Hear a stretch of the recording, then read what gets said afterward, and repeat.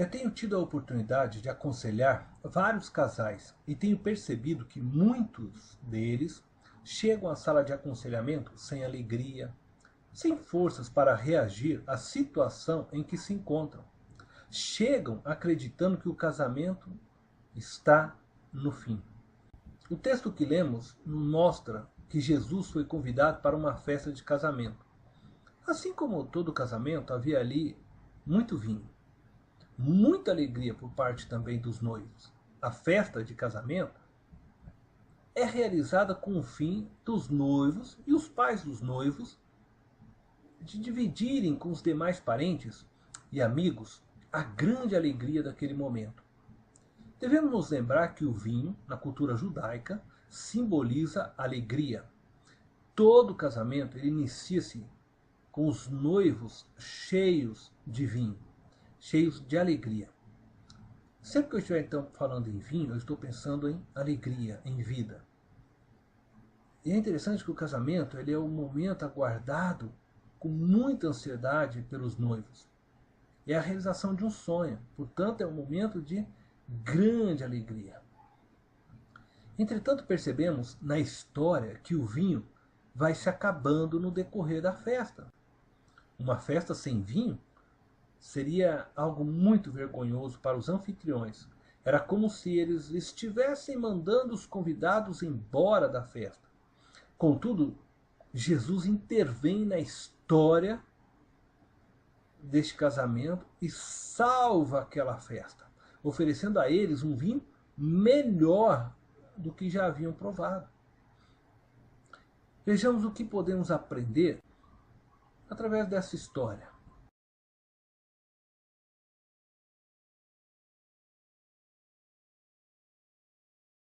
A primeira coisa que eu queria destacar são os sinais que se apresentam quando o vinho está acabando. João, capítulo 2, o verso 3, diz assim: tendo acabado o vinho, a mãe de Jesus lhe disse: eles não têm mais vinho. É interessante observarmos que a mãe de Jesus é quem manifesta a preocupação pelo fim do vinho. Maria percebe alguns sinais de que a alegria do casamento estava chegando ao fim. Possivelmente ela percebeu comentários daqueles que serviam os convidados. Quando Maria vai verificar se o vinho estava acabando, ela constata que o vinho já tinha acabado. Muitas vezes as primeiras pessoas a verem que o casamento chegou ou está chegando ao fim são as pessoas de fora. E isso se deve possivelmente a duas razões.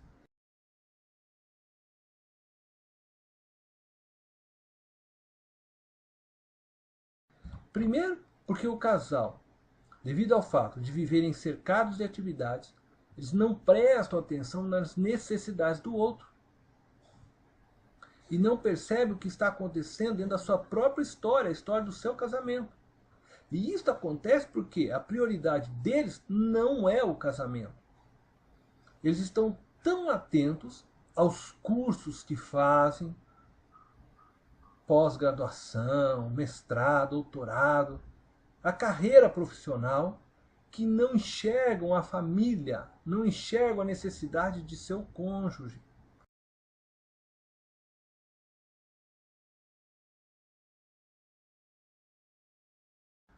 A segunda razão é porque o casal muitas vezes prefere não lidar com seus erros. As pessoas preferem fugir da verdade.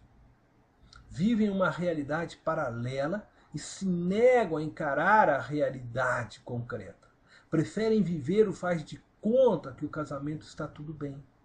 Negam a ver que o vinho está se acabando. O resultado da falta de atenção às necessidades da esposa ou às necessidades do marido, o resultado de se negar a encarar a realidade que o vinho está se acabando, faz com que muitos casais se surpreendam quando um dos cônjuges chega e diz: quero me separar, eu quero me divorciar. Sabe que ninguém acorda de um dia para o outro com a ideia: hoje eu vou me separar. Isso não acontece assim instantaneamente. Essa decisão, esse desejo, ele surge ao longo de um tempo, por diversos fatores. Mas como muitas vezes não se deu prioridade ao casamento, tu não quis lidar com suas falhas, com os erros, prefiro jogar tudo debaixo do tapete, fazer de conta que tudo está bem, então ficam surpreendidos quando isso acontece. Por isso eu quero dizer para você hoje, fique atento aos sinais que o vinho está se acabando. Quando o diálogo não passa de conversas como: você pagou a conta do telefone? Você se lembrou de ir na apresentação de balé? Você se lembra que amanhã tem a promessa de seu filho no escoteiro? Quando já não há mais o diálogo na mesa, sentam juntos para uma refeição e nada dizem um para o outro. Sabe quando fica aquele silêncio absoluto? Aí você pode ver no olhar de um para o outro aquele cheiro. Quando saem e percebe que não existe o desejo de segurar na mão do outro. Eu ouvi o pastor Ricardo Agreste dizendo que o maior sinal que um casamento está em fracasso é quando já não existem mais risos. Quando um casal não ri mais das bobeiras do outro. Quando não se brincam mais com as falhas do outro. Isso simboliza que o vinho está se acabando, ou que ele já se acabou. Quando já não existem mais o desejo de levar o outro num restaurante predileto, como se fazia no início de um namoro, no início do casamento. Possivelmente o sintoma mais grave se manifesta quando começam a se agredir verbalmente, a criticar um ao outro diante dos filhos. O marido já não deseja mais seduzir a esposa, ele não encontra força nem ânimo para isso. A mulher já não deseja se arrumar mais para o marido. A cumplicidade entre eles acabou. Não existem mais sonhos comuns. Cada um quer viver seu próprio projeto, alcançar seus próprios sonhos individuais. Eles se tornaram dois indivíduos e não mais um. A triste notícia é que todo casamento experimenta a dor de ver o vinho se acabar. E quando chegar esse dia, o que eu quero dizer para você é que nunca aborte o seu casamento.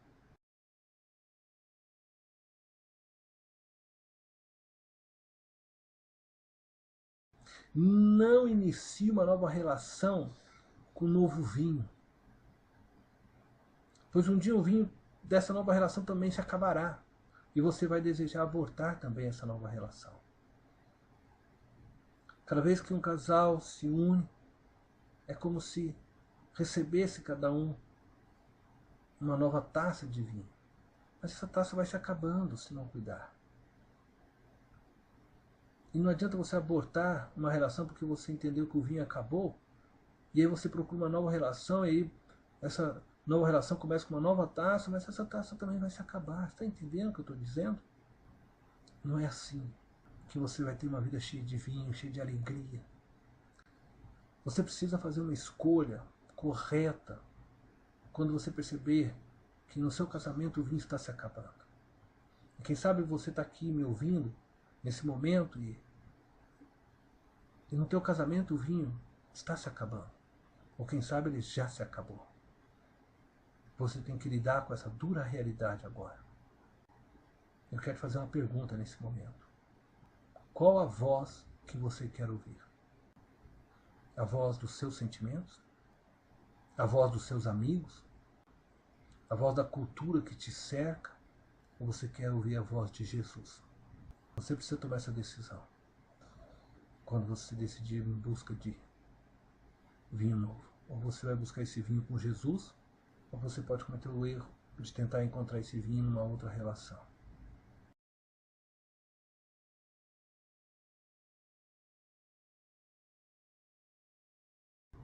É interessante que quando Maria percebeu que o vinho estava se acabando, ela correu e foi avisar a Jesus. E aí ela volta até os serventes e fala para os serventes. Em João capítulo 2, verso 5, diz assim: então ela falou aos serventes: fazei tudo o que ele vos disser. O segundo princípio que eu quero tirar desse texto é que nós devemos viver a obediência em tudo. Se você que está me ouvindo agora, você é um discípulo de Cristo. Saiba que quando você decidiu ser discípulo de Cristo, você estava decidindo obedecê-lo em tudo. Todo verdadeiro discípulo de Cristo se entrega plenamente a Cristo e à sua vontade. Abre mão do seu querer para viver a vontade de Cristo. O verdadeiro discípulo, ele ouve a voz de Jesus. E é por isso que o chama de Senhor. Se você ainda não é um discípulo de Cristo, eu quero convidar você a entregar sua vida a Jesus, a se tornar um discípulo. Ele morreu naquela cruz por você. E ele quer também trazer vinho novo para o seu casamento. Mas é preciso que você agora confie nele plenamente. Obedeça tudo o que ele disser. Fazei tudo o que ele vos disser.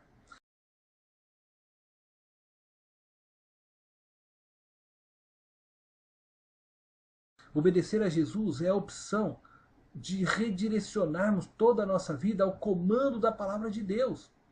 Quem decide seguir a Jesus, decide pôr em prática seus ensinos e princípios. Deixa de seguir a sua própria vontade e se subjuga à vontade de Jesus. Embora isso possa ir contra a sua própria vontade. Mas qual é a voz que você quer ouvir? A das novelas? Das conversas do salão de beleza? Do cafezinho nos horários de trabalho? Qual a cultura que você quer inserir na sua vida? A do mundo, que a Bíblia diz jaz no maligno? Ou a do reino de Deus? Quando se chega à conclusão que o vinho está acabando, você precisa optar por realinhar sua vida segundo a agenda e os valores de Cristo. Se o vinho acabou, é preciso reconhecer que você faliu, que não tem mais recursos, e se render plenamente a Cristo e aos seus princípios. E quando você então reconhecer isso, você estará pronto para entrar no processo de restauração do seu casamento. Você estará pronto para então obedecer plenamente a Cristo, a fazer tudo o que Ele mandar. E a ordem de Jesus é o seguinte, em João 2, no versículo 7, na primeira parte desse verso, diz assim: Jesus lhes disse, enchei d'água as talhas. E eles encheram até onde dava, diz o texto. Eles obedeceram sem preguiça, eles obedeceram plenamente, eles obedeceram até onde eles puderam, até onde foi possível a eles, eles o fizeram. Eles encheram aqueles potes de água e cada pote daquele cabia entre 80 a 110 litros. Eles encheram até a boca, até onde dava. E no tempo de Jesus não existia torneira, então eles tinham que pegar água na cisterna. E por que Jesus, sendo Deus, ele não fez o vinho aparecer do nada nos potes? Ele não podia simplesmente fazer com que já aparecesse vinho nos potes sem que eles fossem buscar água? Jesus não poderia fazer este milagre de uma maneira maior do que ele fez? É claro que ele poderia. Ele poderia fazer simplesmente surgir o vinho sem que trouxessem a água. Então talvez devemos nos perguntar por que Jesus mandou eles buscarem água. E a resposta a essa pergunta é porque Jesus sempre opta que o homem participe do milagre. Que ele trabalhe junto no processo da restauração.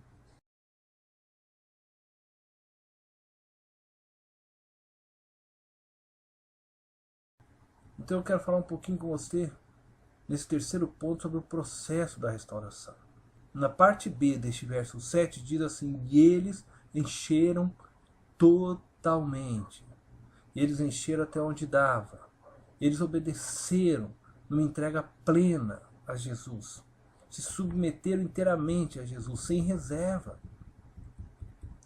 não levem a mal o que eu vou dizer agora. E eu não falo isso por falta de fé, mas por entender que Jesus deseja que você participe do processo de restauração do seu casamento.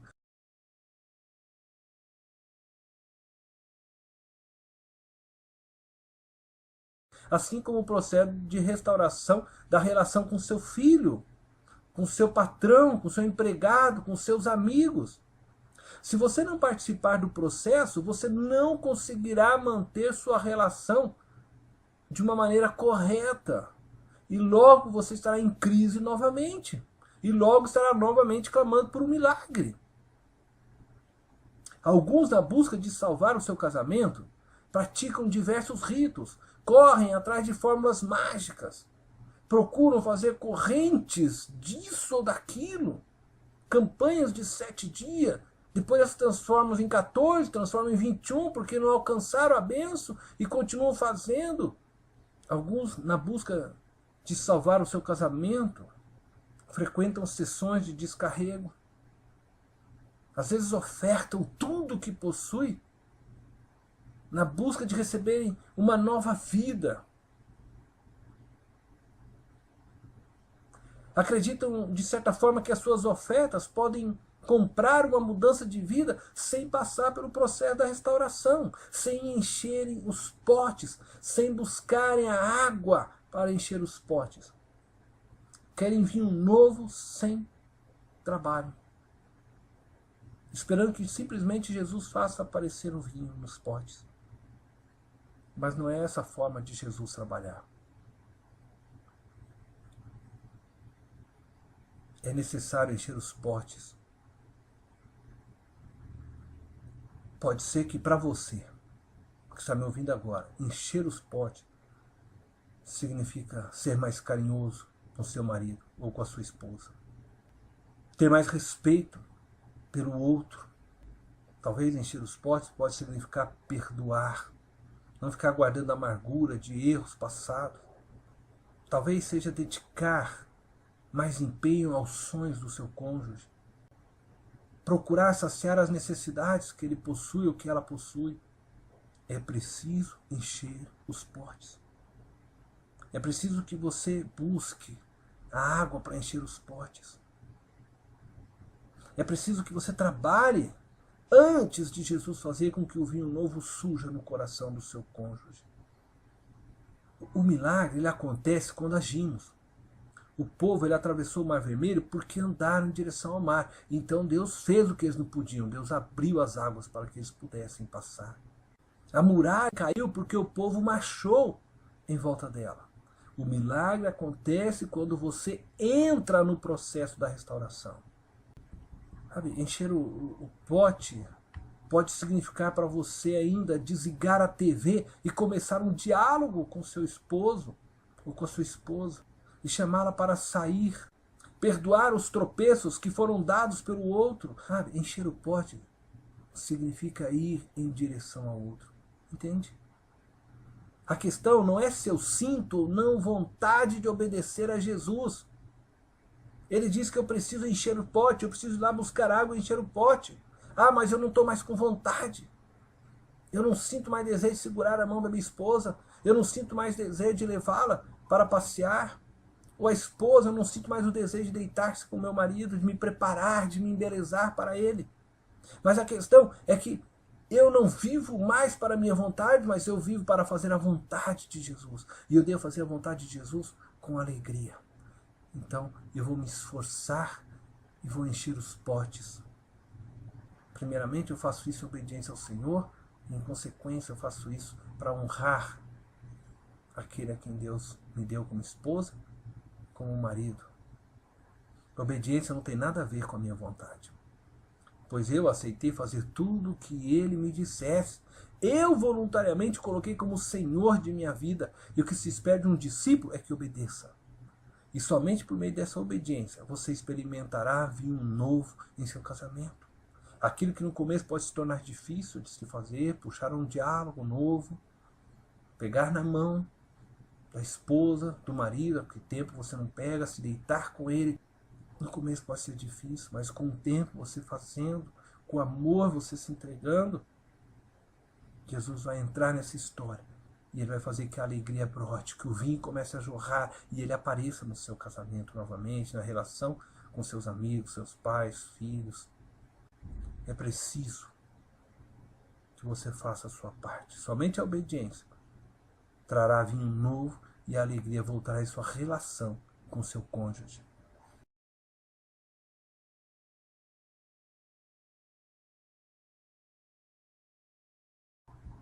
Eu quero concluir dizendo que essa verdade também serve para as demais relações de sua vida. Na relação com seu pai, com amigos, com familiares, vizinhos. Tome a decisão de encher os potes. Marido, caminhe em direção à sua esposa. Esposa, caminhe em direção ao seu marido. Deus quer colocar vinho novo em seu pote. Você somente precisa obedecê-lo. Tome essa decisão agora. Deus te abençoe.